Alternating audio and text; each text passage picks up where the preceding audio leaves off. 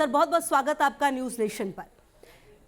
Sir मेरा पहला सवाल आपसे ये है कि प्रधानमंत्री मोदी ने बड़ा बयान दिया कल भोपाल में, इसके बाद क्या माना जाए कि यूसीसी लेकर आप लोग आने वाले हैं 2024 से पहले?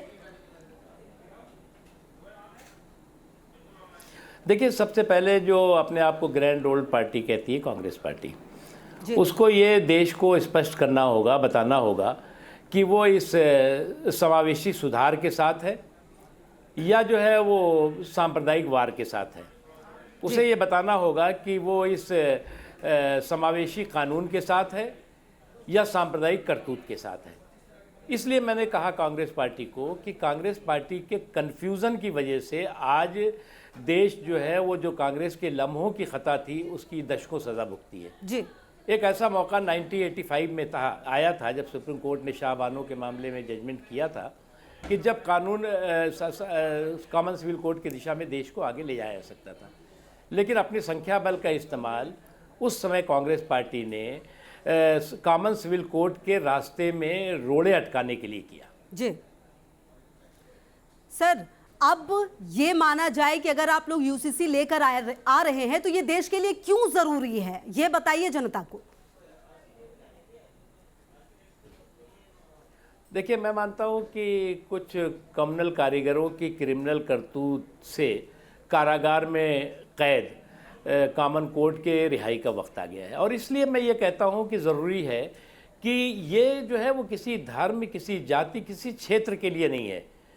ये कॉमन सिविल कोड 140 करोड़ हिंदुस्तानियों को अलग अलग कानूनों के, सिविल कानूनों के मकड़ जाल से आज़ाद कराने और मुक्ति दिलाने के लिए है। इस पर जो लोग सांप्रदायिक तड़का लगा रहे हैं, भय और भ्रम का माहौल पैदा कर रहे हैं, शुद्ध रूप से वो भी ये बात जानते हैं कि ये जो समावेशी सुधार है इससे जो है वो उनका जो सांप्रदायिक दुकानें चल रही थी और सांप्रदायिक ठेकेदारी चल रही थी वो जो है वो थोड़ी कमज़ोर होगी, ख़त्म होगी। सर मुस्लिम पर्सनल लॉ बोर्ड जो है वो अलग तरीके से ड्राफ्ट तैयार कर रहा है और कहीं ना कहीं एक बड़ा आरोप ये भी लगाया जा रहा है, कई तरह के बयान सामने आ रहे, कहा यह जा रहा है कि ये 2024 से पहले जो बहुसंख्यक है उनके लिए ये काम हो रहा है। उनको क्या जवाब देना चाहेंगे? अच्छा ये बताइए, ये कॉमन सिविल कोड है ये बहुसंख्यकों के लिए अलग होने वाला है, अल्पसंख्यकों के लिए अलग होने वाला है, हिंदुओं के लिए अलग होने वाला है, मुसलमानों के लिए अलग होने वाला है। इन महापुरुषों से, इस क्रिमिनल कारीगरी के करतूत वालों से, कॉन्स्पिरेटर से पूछना चाहिए भैया कि ये जो है ये क्या किसी धर्म और किसी जाति के लिए अलग होगा क्या? ये 140 करोड़ हिंदुस्तानियों के लिए होगा। अब आपका जो है तर्क ये है कि जी हम सिविल कानून तो हम अपने हिसाब से चलाएंगे, क्रिमिनल कानून जो है क्रिमिनल कानून जो होगा वो संविधान से चलेगा, वो नहीं चलेगा।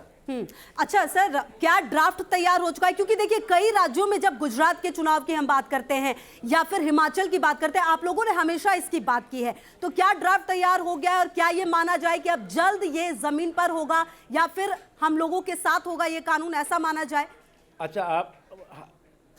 नहीं, 75 साल पहले जो हमारी कॉन्स्टिट्यूंट असेंबली थी जिसे संविधान सभा कहते हैं, उसमें बाबा साहब भीमराव अंबेडकर, पंडित जवाहरलाल नेहरू, सरदार वल्लभ भाई पटेल, मौलाना अबुल कलाम आज़ाद, मौलाना हसरत मोहानी, तमाम ऐसे लोग थे जो इस पक्ष में थे कि कॉमन सिविल कोड संविधान का हिस्सा बनना चाहिए। लेकिन कुछ लोगों के सांप्रदायिक सियासत की वजह से ये जो है वो दिशा निर्देश का किस्सा बन के रह गया। तो अब इसे संविधान का हिस्सा बनने के लिए यही समय है और सही समय है। तो सर ये माना जाए कुल मिलाकर कि ये सही समय और आप लोग इसे ला रहे हैं। लेकिन सर एक सवाल ये है कि जब आप लोग इस तरह का कुछ कानून लेकर आते हैं तो क्या जनता के पास आप पहले इसको लेकर कुछ बातचीत होगी? क्योंकि देखिए किसान के संबंधित आप नियम लेकर आए थे या फिर और भी कई बार ऐसा देखा गया कि कंफ्यूजन की स्थिति देखी गई है, तो क्या इसको लेकर पहले बातचीत होगी, कुछ क्लियर होगा? अच्छा, देखिए कॉमन सिविल कोड को लेकर के इन 75 सालों से संविधान सभा से लेकर के, सड़क से लेकर के, संसद से लेकर के, सुप्रीम कोर्ट तक लेकर के, समाज से लेकर के सभी जगह पर इस पे चर्चा भी होती रही, डिस्कशन भी होता रहा, डिबेट भी होता रहा और इस दिशा में जो है वो जनमत और बनता रहा। और ये जो लॉ कमीशन है वो बहुत दिनों से चर्चा कर रहा है, लोगों की राय ले रहा है, पॉलिटिकल पार्टीज की राय ले रहा है। हम लोग खुद गए थे, लॉ कमीशन अपने पार्टी की राय रखी और भी पार्टियां गई थी। तो मैं इसीलिए सबसे पहले कह रहा हूँ कांग्रेस को स्पष्ट करना चाहिए तो सर कि क्या वो समावेशी कानून के साथ है या सांप्रदायिक करतूत के साथ। तो सर क्या आप लोग कांग्रेस के साथ साथ अन्य दलों से भी बातचीत करने वाले हैं इसको लेकर कि सब लोग एक साथ आए और कोई कंफ्यूजन की स्थिति ना बने? अभी कांग्रेस जो है वो गठबंधन की मुखिया बनने की होड़ में लगी हुई है, तो उससे पहले बताना चाहिए और लोगों को भी स्पष्ट करना होगा तो सर क्या कि वो लगता जो है है वो कुल मिलाकर इस तरह के सांप्रदायिक उन्माद वालों के साथ। सर आप अल्पसंख्यक मामलों के जो है मंत्री रहे हैं, कई जो एक्सपीरियंस है आपको वो रहा है, क्या लगता है कि ये जो बिल यूसीसी की हम बात कर रहे हैं इसके 3 सबसे बड़े फायदे क्या होंगे? 3 देखिए सबसे बड़े फायदे क्या हैं कि सबसे पहले तो जो कमज़ोर तबके हैं, जो पिछड़े तबके हैं, जो महिलाएं हैं, उनको जो है वो जो तमाम अलग अलग सिविल कानूनों का मकड़जाल है जो कि उनके लिए सबसे बड़ी समस्या का कारण बना हुआ है और उससे साथ ही साथ उनके सियासी और सांप्रदायिक शोषण का भी कारण बना हुआ है, उससे उनको मुक्ति मिलेगी।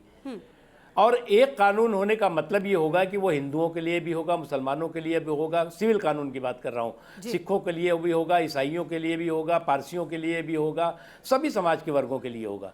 लेकिन जो लोग भ्रम पैदा कर रहे हैं कि इससे तो इस्लाम खतरे में आ जाएगा, ये वही हिस्ट्री शीटर ट्रेडिशनल प्रोफेशनल भ्रम पैदा करने वाले लोग हैं जो हम हर समावेशी सुधार पर सांप्रदायिक वार करते रहे। जी सर, इसे पीएम का मास्टर स्ट्रोक कहा जा रहा है, क्या ये माना जाए सर कि 2024 चुनाव से पहले आप लोग इसे लेकर आ रहे हैं?